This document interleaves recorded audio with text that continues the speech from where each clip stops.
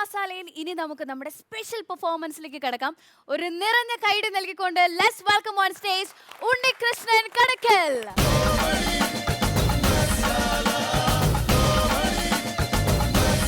എന്തൊക്കെയുണ്ട് വിശേഷം? സുഖമായിട്ടിരിക്കുന്നു? സുഖമായിട്ടിരിക്കുന്നു. എവിടെ നിന്ന് വരുന്നു? ഞാൻ കടക്കൽ നിന്നാണ് വരുന്നത്. ഞാനൊരു ഗാന രചയിതാവ് കൂടിയാണ്. 100-150ഓളം ഗാനങ്ങൾ ഞാൻ എഴുതിയിട്ടുണ്ട്. സ്വന്തമായിട്ട് ട്യൂൺ ചെയ്ത് എഴുതിയിട്ടുണ്ട്, പാരഡികൾ എഴുതിയിട്ടുണ്ട്. പക്ഷേ ഇതുവരെ ഒന്നും പുറം ലോകം കാണാൻ കഴിഞ്ഞിട്ടില്ല. പലരും പല വാഗ്ദാനങ്ങളും തന്നിട്ടുണ്ട്. പാട്ടുകൾ ചെയ്യാൻ സഹായിക്കാം, അല്ലെന്നുണ്ടെങ്കിൽ സിനിമയിലേക്ക് റെക്കമെൻഡ് ചെയ്യാം, അങ്ങനെയൊക്കെ ഒരുപാട് പേര്. അത് വെറും ഒരു വാഗ്ദാനമായിട്ട് മാത്രം ചുരുങ്ങിപ്പോയി. പക്ഷേ എന്തുകൊണ്ടോ ഞാൻ അതിലൊന്നും തളർന്നില്ല. എനിക്ക് ഇതിനെ മുന്നേറണം എന്നുള്ള ഒരു ആഗ്രഹം ഉള്ളത് കൊണ്ട് ഇവിടെ വരെ എത്തി. ഒന്ന് ഞാൻ തന്നെ എഴുതി ചിട്ടപ്പെടുത്തിയ ഒരു കീർത്തനമുണ്ട് ഗണപതിയുടെ. അപ്പോൾ ആ കീർത്തനം മധുബാലകൃഷ്ണൻ ചേട്ടൻ പാടിയാൽ എങ്ങനെ ഇരിക്കും എന്നുള്ളതാണ്. ഓക്കെ, ഗണപതി ഭഗവാന്റെ ഒരു ഇതിൽ തന്നെ. വിനായകനാമം പാടുക മനസ്സേ, വിനായകനാമം പാടുക മനസ്സേ, വിനായകനാമം പാടുക മനസ്സേ. സിദ്ധിദായകൻ ബുദ്ധിവിനായകൻ, സിദ്ധിദായകൻ ബുദ്ധിവിനായകൻ, മൂഷികവാഹനൻ ഗണപതിയേ, വിനായകനാമം പാടുക മനസ്സേ.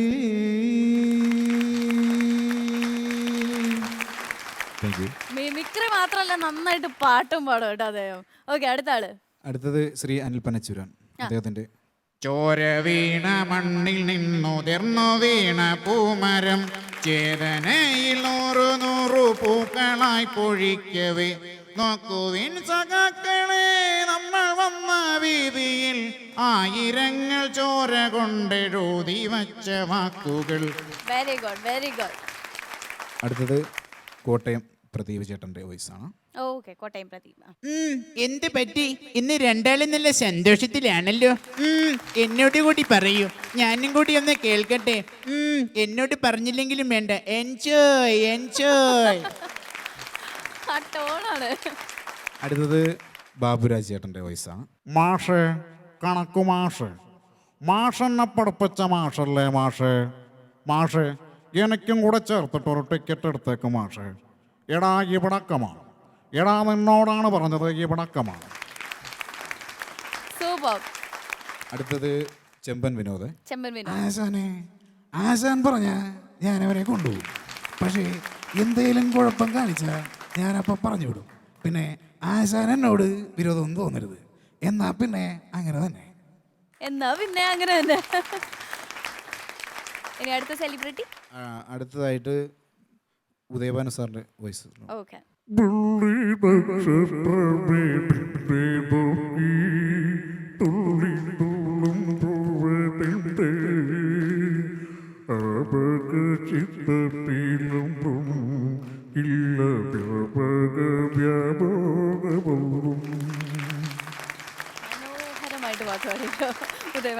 അടുത്തായിട്ട് പിന്നെ മാർക്കോസ് ചേട്ടന്റെ വോയിസിലൊരു നാട്ടികളിൽ സുന്ദരി യമുന, യമുന, യമുന, നാട്ടികളിൽ സുന്ദരി അനാർക്കലി, അനാർക്കലി.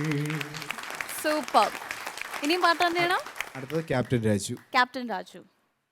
വടക്കം വീട്ടിൽ എത്താൻ തോന്നി. എവിടെ പോയി? വടക്കം വീട്ടിലേക്ക് പോലീസും കളക്ടറും MLA ഒക്കെ വന്നിട്ടും വടക്കം വീട്ടിൽ വടക്ക് തെക്ക് തണ്ടു നോക്കുന്ന താൻ തോന്നിക്ക് വരാൻ സമയമായില്ല.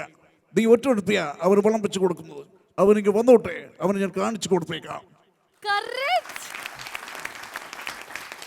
അടുത്തത് തിലകൻ സാറിന്റെ വോയിസ് ഒന്ന് ശ്രമിക്കുകയാണ്. അത് ലേലം സിനിമയിലെ. വേറെ ഒരു പേരെ ഇപ്പം ചെമ്പള്ളം കൊടുത്ത് പോയിട്ടില്ല. പണ്ടും വരം വിട്ടാണല്ലോ എൻ്റെ അപ്പൻ. എല്ലാ മഷിയക്കാരെ പിടിച്ചിറങ്ങി സാഹിബിനെ ഒരൊറ്റ വെട്ടിന് കൊന്നിട്ട് അന്നെൻ്റെ അപ്പൻ ജയിലിൽ പോകുമ്പോൾ അങ്ങനെക്കും വയസ്സ്. അന്ന് തീർന്ന പിതാവേ, പള്ളിയോടും പട്ടക്കാരോടുമുള്ള എൻ്റെ ആദരവ്. എന്താ ഒരു എക്സ്പ്രഷൻ അതിന്റെ ഒപ്പം. അടുത്തത് അല്ല ഇനി എനിക്ക് ആരെങ്കിലും അമിതാഭ് ബച്ചൻ. അമിതാഭ് ബച്ചൻ ഒരു മലയാളം പരസ്യം, അതിന്റെ മലയാളം വേർഷനാണ് പോളിയോക്കെതിരെയുള്ള. ഓക്കെ. നിങ്ങളുടെ കുട്ടികളെ പോളിയോയിൽ നിന്ന് രക്ഷിക്കൂ. നിങ്ങളുടെ കുട്ടികൾക്ക് പോളിയോ വാക്സിനേഷൻ കൊടുക്കൂ. അവരുടെ ജീവിതം നിങ്ങളുടെ കയ്യിൽ ഭദ്രമായി സൂക്ഷിക്കൂ. ജാഹോ ഗ്രാഹ് ജാഹോ. കറക്റ്റ് ആയിരുന്നു അത്. അടുത്തതായിട്ട് നമ്മുടെ സലീം ഘോഷ്, വേദനായകം എന്ന ക്യാരക്ടർ ചെയ്ത സലീം ഘോഷ്, വേട്ടക്കാരൻ എന്ന തമിഴ് ചിത്രത്തിൽ. தம்பி வீரகுணா இப்போ பார்த்து ஒரு டீக்கடை, அந்த டீக்கடை ஆரம்பிச்சிடும். இன்னைக்கு இங்கே பார்க்குற ஒவ்வொரு பில்டிங் என்னுடையதான், எல்லாமே மிரட்டு வாங்கினதா நான் தான் பட்ட வச்சேன். இன்னைக்கு ஒரு ஷாப்பிங் காம்ப்ளெக்ஸ் கட்டுவா, நாளைக்கு என்னை விட பெரியவன்னு சொல்வா. தம்பி, நான் என்னை பற்றி கவலைப்பட மாட்டேன், நாளை பற்றி யோசிக்கிறேன். Very good. അപ്പോൾ എന്താണെങ്കിലും താങ്ക് യു സോ മച്ച്. ഞങ്ങൾക്ക് വേണ്ടി ഇത്രയും നന്നായിട്ട് പെർഫോം ചെയ്തു ഈ ഒരു വേദിയിൽ വന്നിട്ട് അതിൽ ഒരുപാട് സന്തോഷമുണ്ട്. Thank you so much. Thank you very much.